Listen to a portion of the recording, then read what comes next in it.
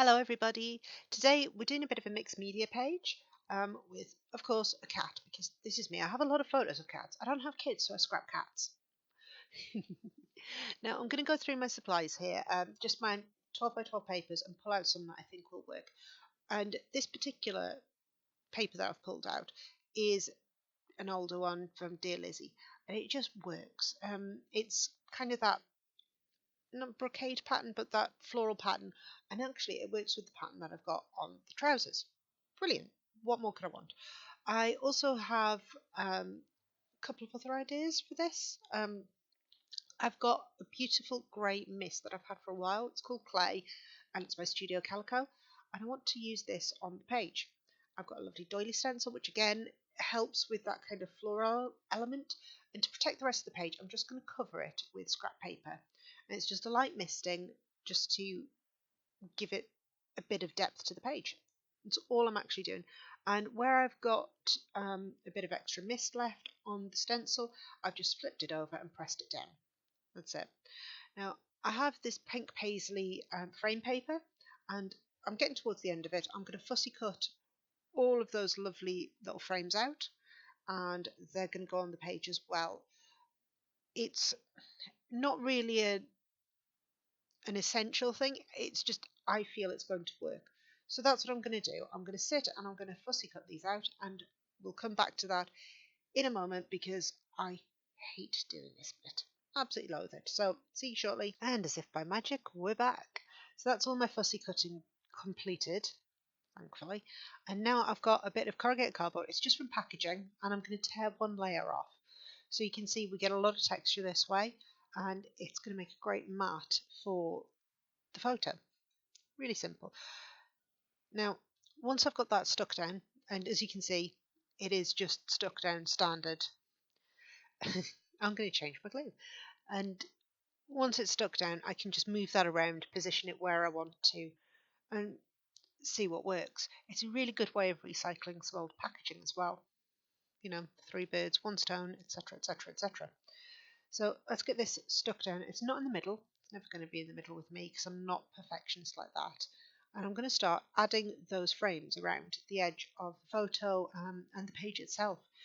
It's going to add a bit of extra depth, and you can see that I'm using even the really thin lines there, like where I've just got the edge of that little frame. Now, this allows me to use up as much of the paper as I possibly can, minimal waste, which is really useful, and gives me places to add stickers and, well, embellishment later on. So I'm just moving them around, seeing what works, and then sticking them down when I'm happy. So this is the main body of the page, and I can use those spaces to just tuck in stickers, tuck in little embellishments here and there, and dots. And it's really just about what works in my mind and what I'm feeling at the time. So it's really playing around with ideas and concepts. So I can cut things up, stick them so that they're going off the page. It's all about the feel of the page for me. Certainly with stuff like this, there's nothing precise about it. It's sentiments that work. It's not a page with a memory per se. It's it's just a photograph that I'm making look pretty, I suppose.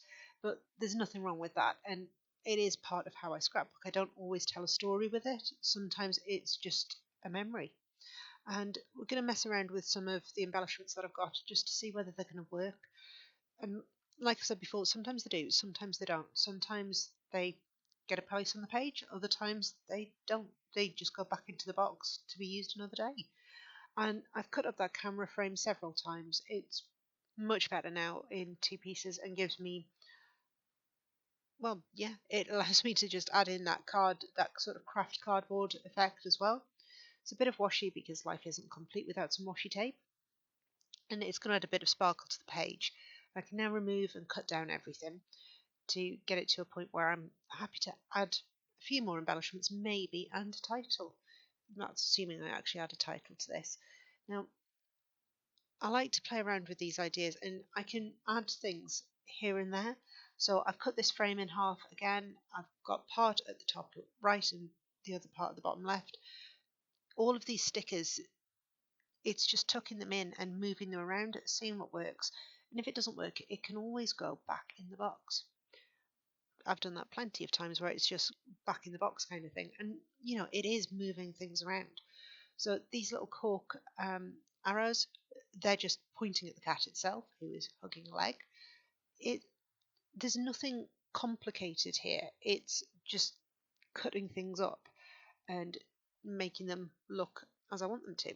So the title for this particular page, now I've rambled on about my random methodology, is going to be My Collects Humans, because that's basically what this cat is doing, is collecting his humans, because he does. And it's all to do with now getting a title on, and it's how that's going to work. It's, do I have enough letters to do the title I want, or do I need to look elsewhere? Do I have the right colours? That kind of thing. So this is quite a plain layout, I want to say. It's not very busy, but there are a lot of elements on there. So I'm just going to play around with stickers until I find something that I'm comfortable with. So I really like this sort of gold coppery Hoomins at the bottom, but I'm not happy with the My Collects. So we're going to change that up. I've got a wood grain sticker, and we're going to use that instead because it works. It works in with the general colour scheme, and it doesn't fade into the background, as you can see. And that's it. So this really was a page of messing around with ideas, messing around with stickers and things and bits to create a layout. It's not telling a particular story, it's just recreating a memory. So I hope it inspires you to do something slightly different, play around a bit and have some fun and use up some unusual materials. Take care. Bye.